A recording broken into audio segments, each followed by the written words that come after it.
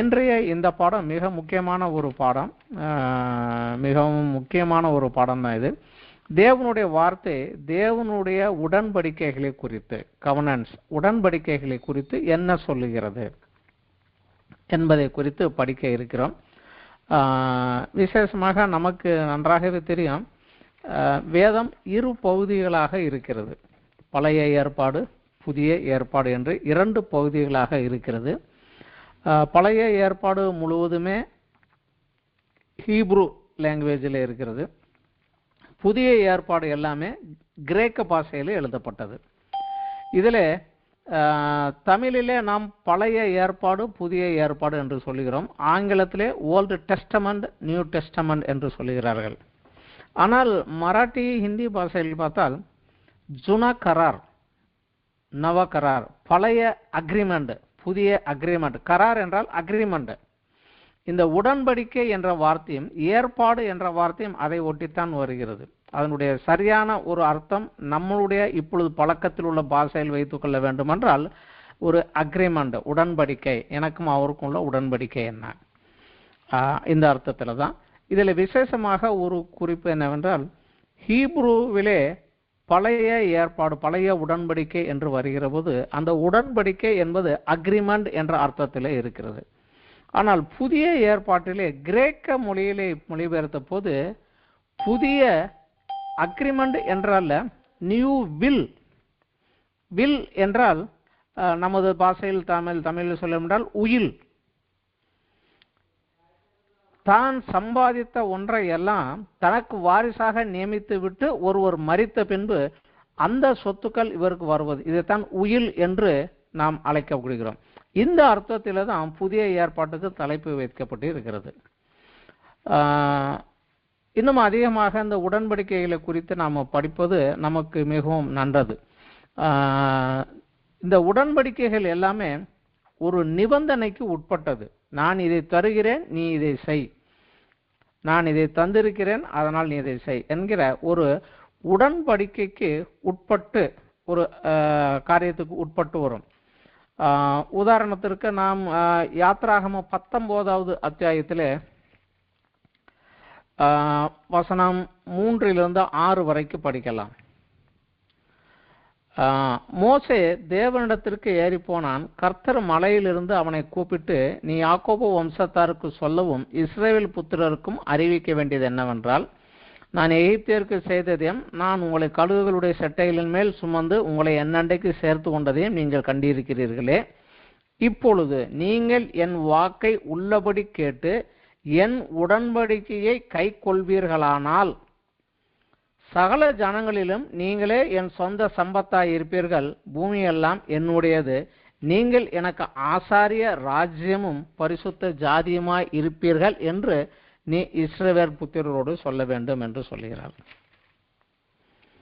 So நான் என்னுடைய இந்த கட்டளைக்கு கீழ்ப்படிந்தால் உங்களுக்கு இந்த காரியம் கிடைக்கும் என்று ஒரு நிபந்தனைக்கு உட்பட்டுத்தான் வருகிறது.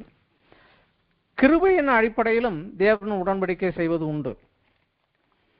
கிருபையின் அடிப்படையில் என்றால் நீ இதை செஞ்சே ஆகணும், அப்பதான் நான் தருவேன் என்று அல்ல. அது அவர் ஒரு பிரியத்தினாலே மனமூந்து வந்து கிருபையாக இறங்கி செய்யக்கூடியது, கிருபையின் அடிப்படையில் செய்யக்கூடிய ஒரு உடன்படிக்கை.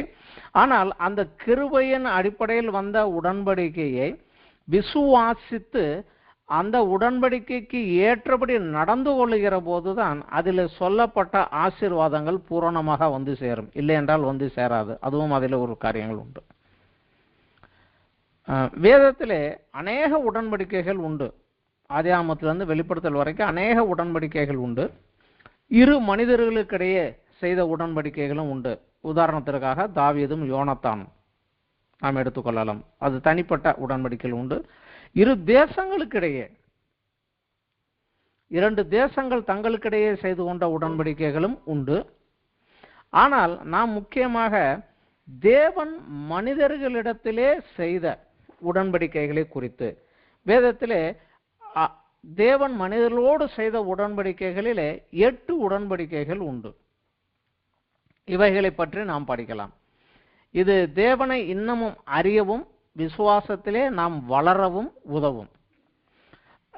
இந்த உடன்படிக்கைகளில் தேவனுடைய ஆசீர்வாதமும் அதை அனுபவிக்க அந்த உடன்படிக்கைக்கு உட்பட்ட மனிதனுடைய பொறுப்பையும் உள்ளடக்கியது. ஒரு உதாரணத்துக்கு சொல்ல வேண்டுமென்றால்,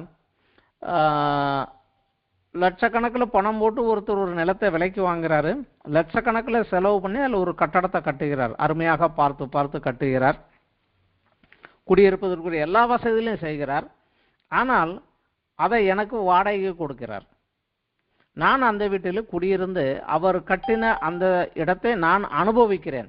ஆனால் அதற்காக நான் அவருக்கு மாதம் ஒரு வாடகை கொடுக்க வேண்டும். அதை அனுபவிப்பதற்கு உரிமை என கொடுத்துவிட்டு அதற்காக ஒரு வாடகை நான் அவருக்கு கொடுக்க வேண்டும். அந்த வாடகை கொடுப்பதனுடைய அர்த்தம் என்னவென்றால், இதை நான் அனுபவிக்கிறேன், ஆனால் இதற்கு உரியவர் நீர் என்பக்கூடிய அந்த ஒரு அதிகாரத்துக்கு உட்பட்டு நாம் வருகிறது. வீட்டு வாடகை கொடுப்பதை போல தேவனுடைய ஆசீர்வாதம் அதை அனுபவிக்கக்கூடிய மனிதனுடைய பொறுப்பும் உள்ளடக்கியது இந்த உடன்படிக்கைகள் எல்லாம்.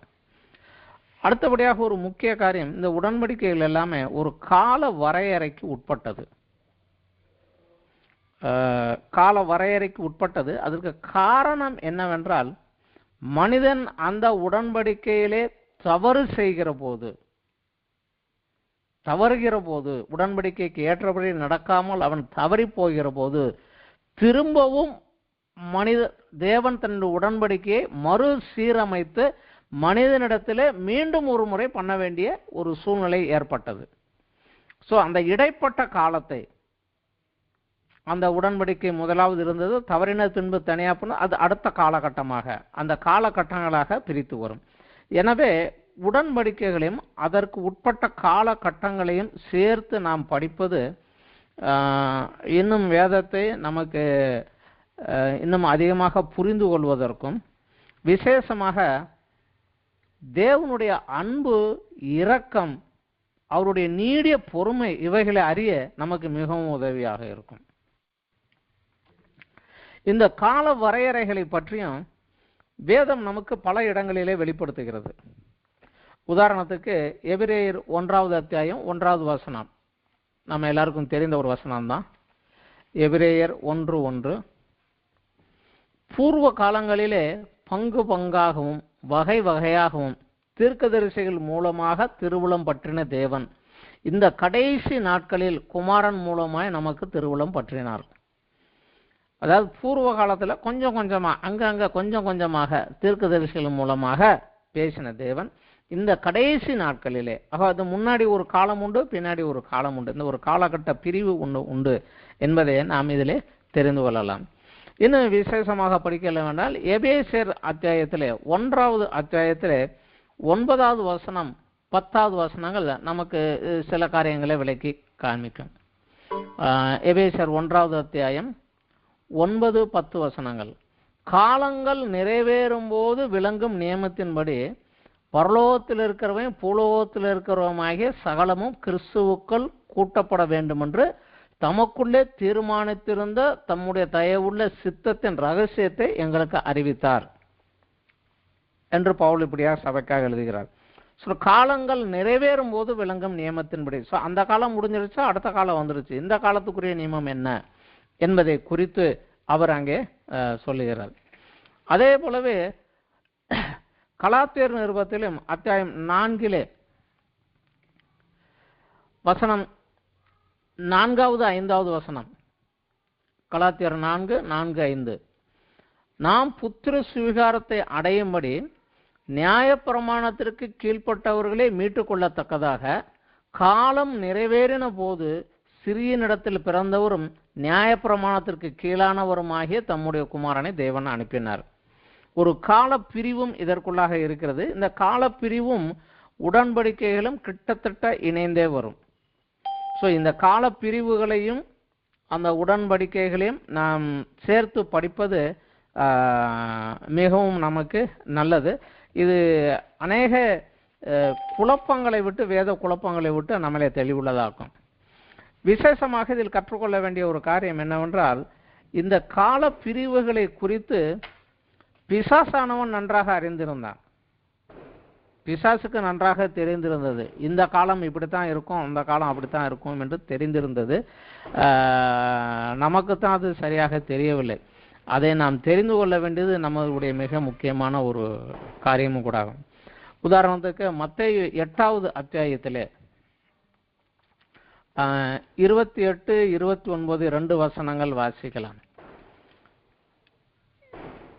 மத்தேயு 8வது அத்தியாயம் 28, 29.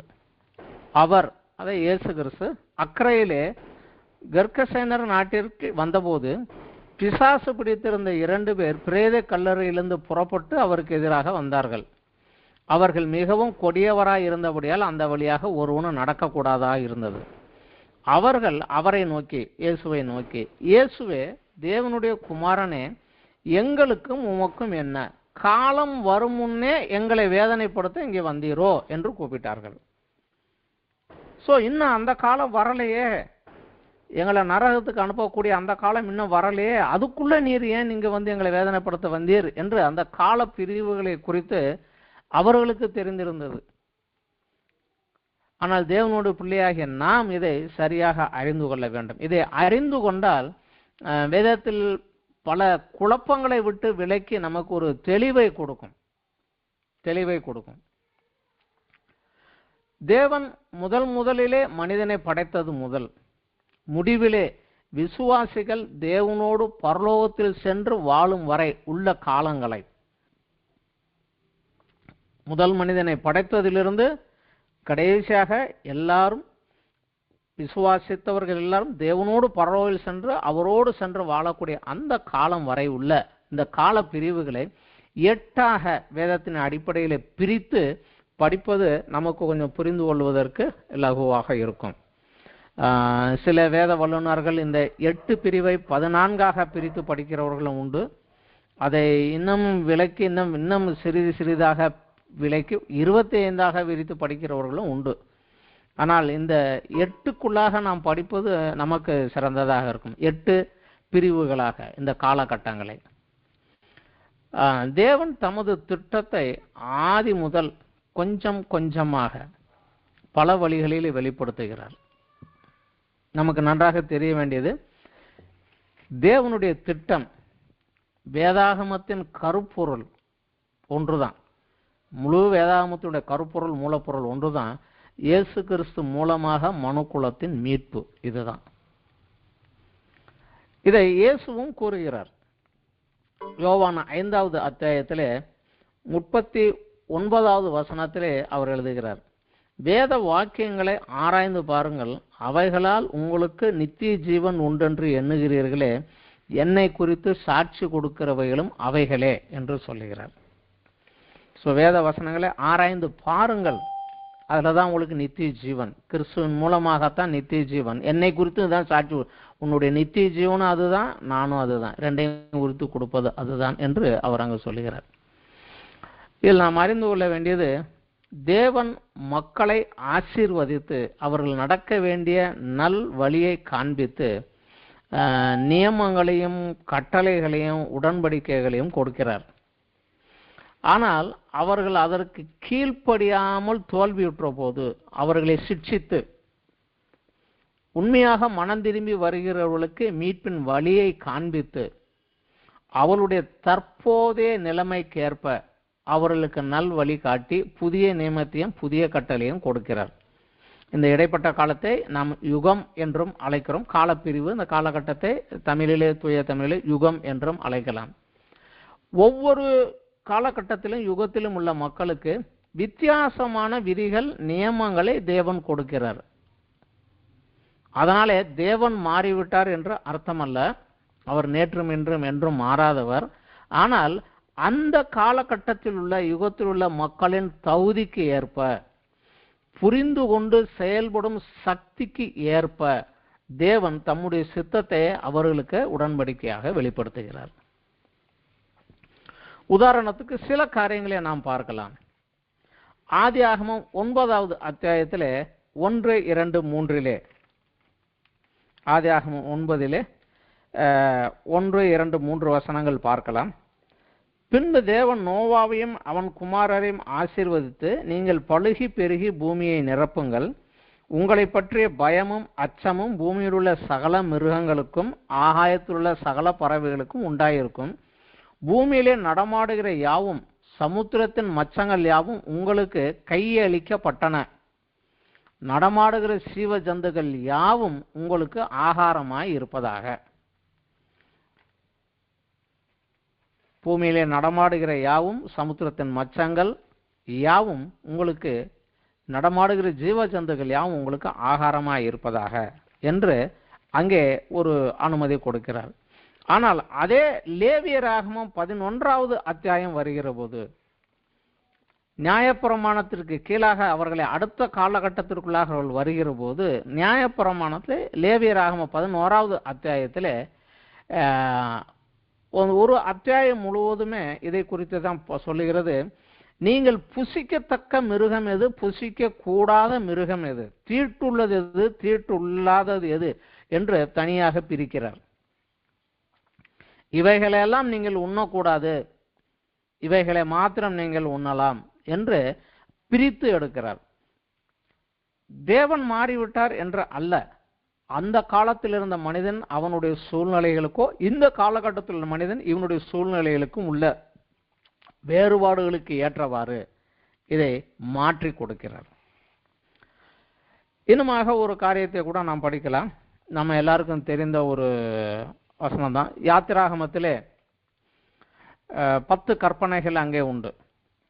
20வது அத்தியாயத்திலே, யாத்திராகமம் 20வது அத்தியாயத்தில் 10 கற்பனைகள் உண்டு. அதிலே ஒன்று அத்தியாயம் 20 5வது வசனம். நீ அவைகளை நமஸ்கரிக்கவும் சேவிக்கவும் வேண்டாம்.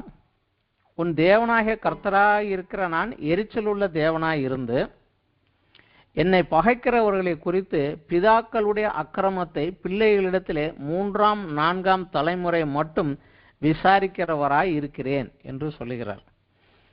அதாவது பிதாக்கள் தவறு செய்தால் அதன் பிள்ளைகளிடத்திலே 3வது 4வது தலைமுறை வரைக்கும் நான் அதை விசாரிப்பேன் என்று சொல்லுகிறார். ஆனால் இதே காரியம் பிற்காலத்திலே எசேக்கியேல் புஸ்தகத்திலே வருகிற போது எசேக்கியேல் 18வது அத்தியாயத்திலே 1, 2, 3 வசனங்கள் படிக்கலாம். எசேக்கியேல் 18 1, 2, 3 எசேக்கியேல் தீர்க்கதரிசியின் மூலமாக தேவன் சொல்லுகிறார். கர்த்தருடைய வார்த்தை எனக்கு உண்டாகி, பிதாக்கள் திராட்சை காய்களை தின்றார்கள், பிள்ளைகளின் பற்கள் கூசி போயின என்னும் பழமொழியை நீங்கள் இஸ்ரவேல் தேசத்தை குறித்து சொல்லுகிறது என்ன? இனி இஸ்ரவேலில் இந்த பழமொழி சொல்வது இல்லை என்பதை என் ஜீவனை கொண்டு சொல்கிறேன் என்று கர்த்தராகிய ஆண்டவர் உரைக்கிறார்.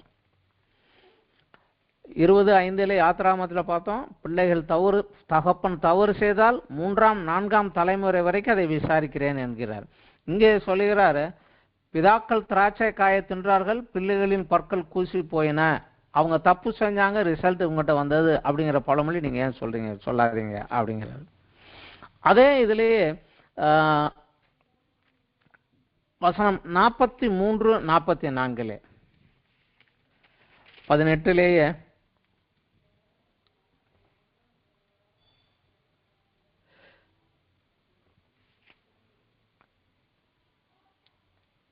19, 20 வசனம். சாரி, எசேக்கியேல் 18 19, 20. அதப்படி குமாரன் தகப்பனுடைய அக்கிரமத்தை சுமக்கிறது இல்லையா என்று நீங்கள் கேட்டால், குமாரன் நியாயத்தையும் நீதியும் செய்து என் கட்டளைகள் கை கொண்டால் அவைகளின்படி செய்ததினால் அவன் பிழைக்கவே பிழைப்பான். பாவம் செய்கிற ஆத்மாவே சாகும். குமாரன் தகப்பனுடைய அக்கிரமத்தை சுமப்பதும் இல்லை, தகப்பன் குமாரனுடைய அக்கிரமத்தை சுமப்பதும் இல்லை. நீதிமானுடைய நீதி அவன் மேல் தான் இருக்கும், துன்மார்க்கனுடைய துன்மார்க்கமும் அவன் மேல் தான் இருக்கும். யாத்ராகம் நியாயப்பிரமாணத்தினுடைய ஆரம்பம்.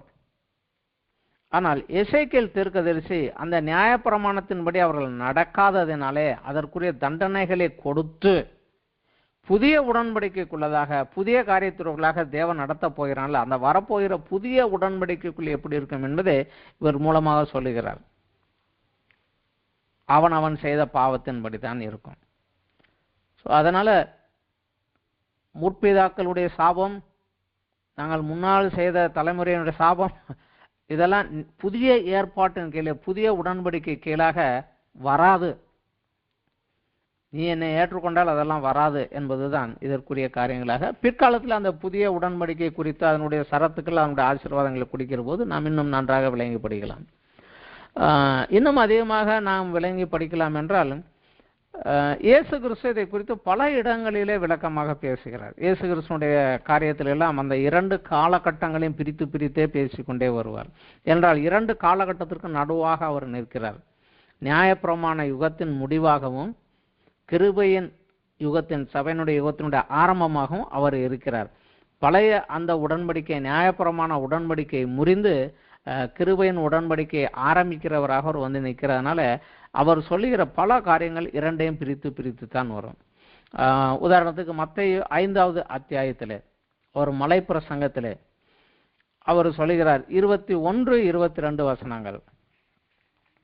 கொலை செய்யாதிருப்பாயாக என்பதும் கொலை செய்கிறவன் நியாயத்தீர்ப்புக்கு ஏதுவாய் இருப்பான் என்பதும் பூர்வத்தாருக்கு உரைக்கப்பட்டது என்று கேள்விப்பட்டிருக்கிறீர்கள். ஒருவன் கொலை செய்தான் என்றால் அவனை கொண்டு போய் கொலை செய், கண்ணுக்கு கண் பல்லுக்கு பண். இதுதான் நியாயப்பிரமாணத்தினுடைய சட்டம்.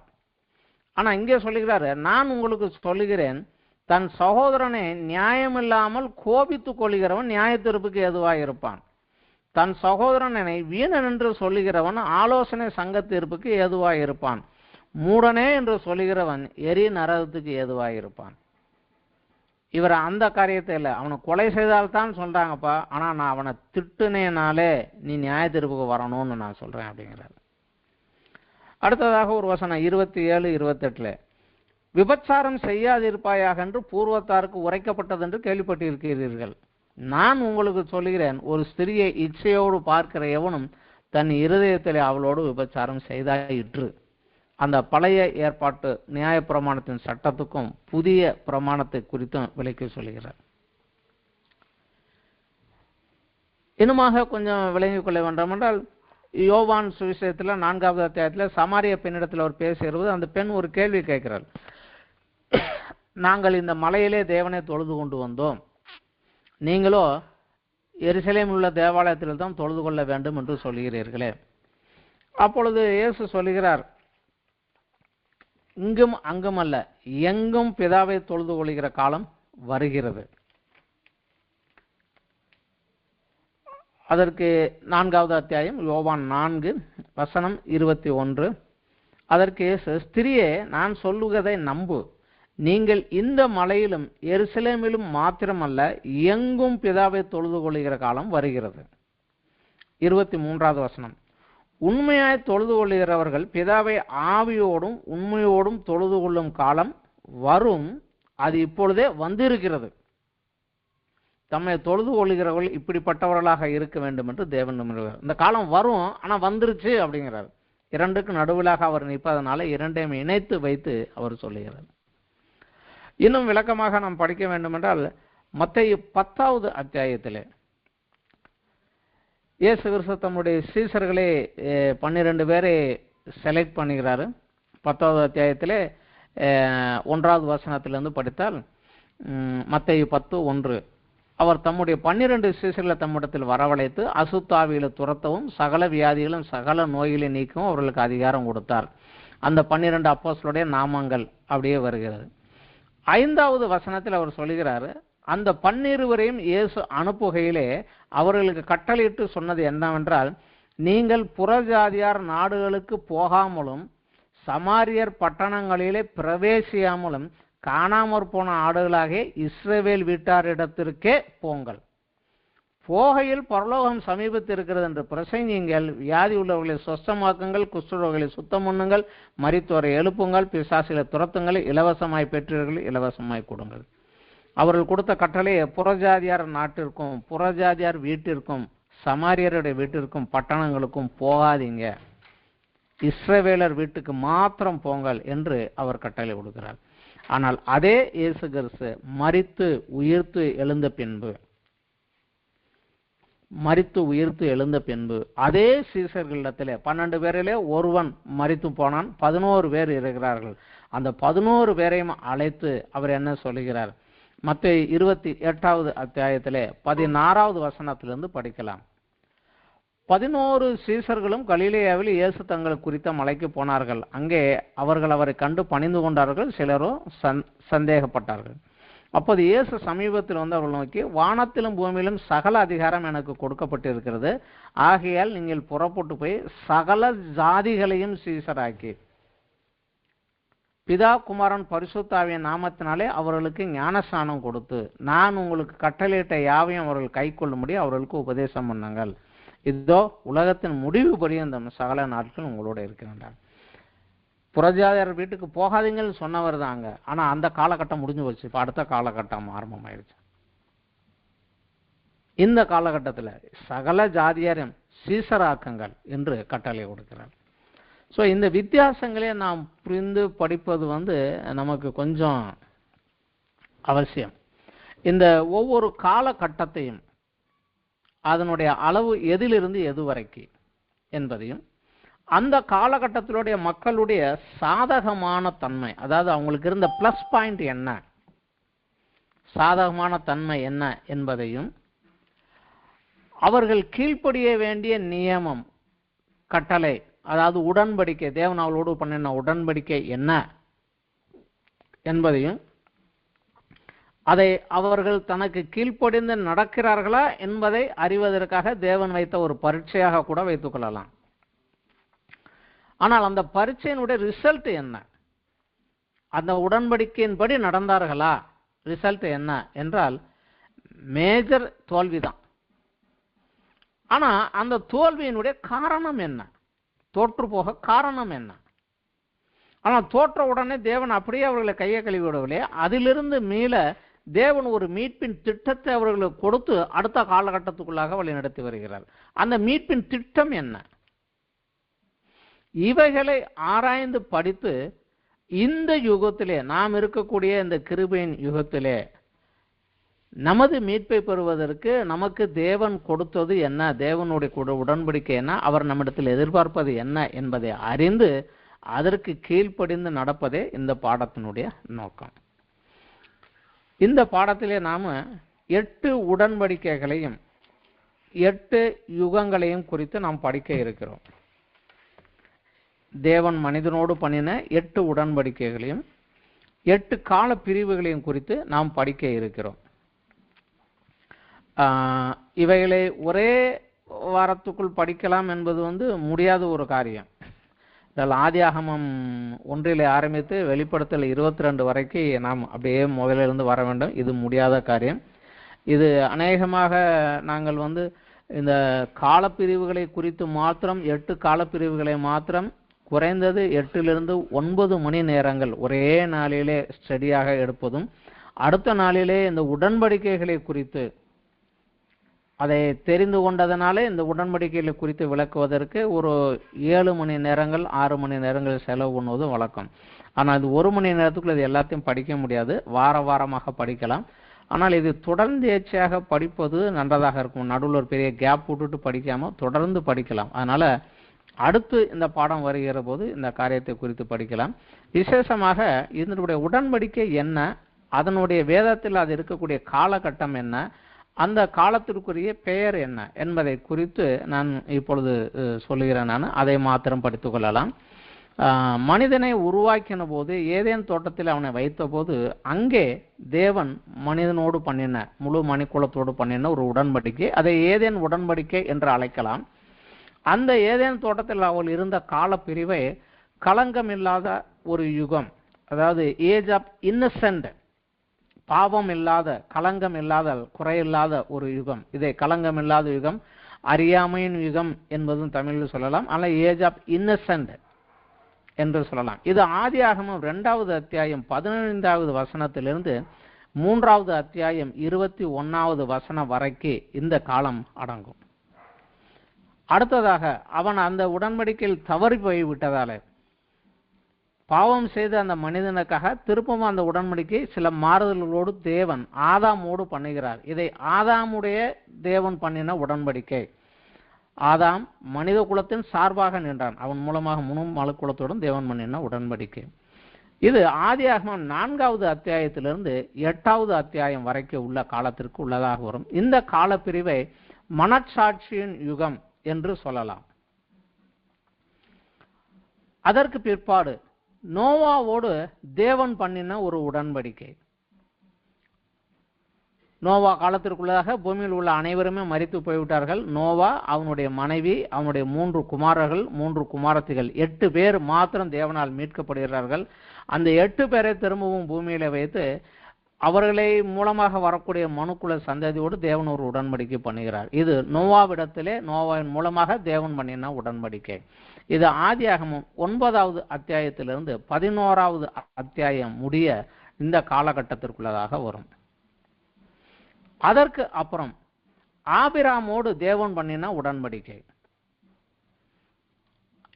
இந்த உடன்படிக்கை ஆபிராமோடு தனியாக, அவனோடு அவன் சந்தையோட முழு மனக்குலத்தோடு கிடையாது, அவனோடு அவன் பின்பற்றி வரக்கூடிய சந்தையோடு வாக்குத்தத்தமாக செய்து, அந்த வாக்குத்தத்தத்தை கீழ்ப்படிந்து அவன் நடந்ததினாலே அதை அவனுக்கு உடன்படிக்கையாக மாற்றி ஆபிராமோடு செய்த உடன்படிக்கை என்று தேவன் கொடுக்கிறார்.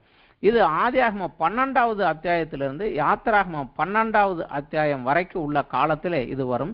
இதை வாக்குத்தத்த யுகம், ஏஜ் ஆஃப் பிராமிஸ் என்று அழைக்கலாம். அதற்கு பின்பாடு வருகிறது இந்த ஆபிரகாம் பண்ண உடன்படிக்கையின்படி அவனுடைய சந்ததிக்கு, ஆபிரகாமுடைய சந்ததி ஈசாக்கு, ஈசாக்கு பின் யாக்கோபு, யாக்கோபுடைய 12 குமாரர்களை எகிப்திலே போயிருந்த போது 430 வருடங்களுக்கு பின்பதாக அவர்களை திரும்ப அழைத்து வந்து ஆபிரகாமுக்கு வாக்கு பண்ணின அந்த தேசத்தை அவர்களை கொண்டு செல்லுகிற போது மோசேயின் மூலமாக அவர்களோடு அவர் ஒரு உடன்படிக்கை பண்ணுகிறார். அதை நியாயப்பிரமாணம் என்று அவர் கை கொடுக்கிறார். இதுதான் நியாயப்பிரமாணம், இதுதான் என்னுடைய கண்டிஷன்ஸ் என்று கொடுக்கிறார். மோசேயின் மூலமாக பண்ணின ஒரு உடன்படிக்கை. ஆனால் அந்த உடன்படிக்கை எகிப்திலிருந்து வெளிவந்த 3 மாதங்கள் கழித்து அவர்களோடு பண்ணுகிறார். ஆனால் அதை செய்து முடித்த 40 நாட்களுக்குள்ளதாகவே அவர்கள் அந்த உடன்படிக்கைக்கு விரோதமாக தவறி போய்விட்டதுனால அவர்களை விட்டுட்டு அந்த சந்ததியை 40 வருடம் வனாந்தரத்திலே வைத்திருந்து அவர்கள் மரித்த பின்பு அவர்களுடைய பிள்ளைகளை கொண்டு வந்து அந்த பிள்ளைகளிடத்திலே புதியதாக மீண்டும் ஒருமுறை அந்த பழைய உடன்படிக்கையோடு சில பகுதிகளை சேர்த்து யோர்தான் நதிக்கு முன்னாலே, யோர்தான் நதிக்கு அந்த பக்கம் வாக்குத்தத்த பிரதேசம், யோர்தான் நதிக்கு இந்த பக்கம் நிற்கிற போதே அவர்களோடு பண்ணுகிறார். இந்த பாலஸ்தீன பிரதேசத்தில் வைத்து ஒரு பண்ணினால அது பாலஸ்தீன உடன்படிக்கை. மோசையோடு முதலில் செய்த உடன்படிக்கையோடு இன்னும் சில சரத்துக்களை கூட்டி இன்னும் சிலவற்றை மாற்றி அவர்களுக்கு கொடுக்கிறார். இது யாத்திராகமம் 19வது அத்தியாயத்திலிருந்து மத்தேயு 27வது அத்தியாயம் வரைக்கும் அந்த நியாயப்பிரமாண யுகம். இந்த நியாயப்பிரமாண யுகத்துக்குள்ளேயே நடுவிலேயே தாவீதோடு விசேஷமாக தேவன் ஒரு உடன்படிக்கை பண்ணுகிறார். இது 7வதாக வரக்கூடிய ஒரு உடன்படிக்கை. தாவீதோடு ஒரு உடன்படிக்கை வருகிறார்.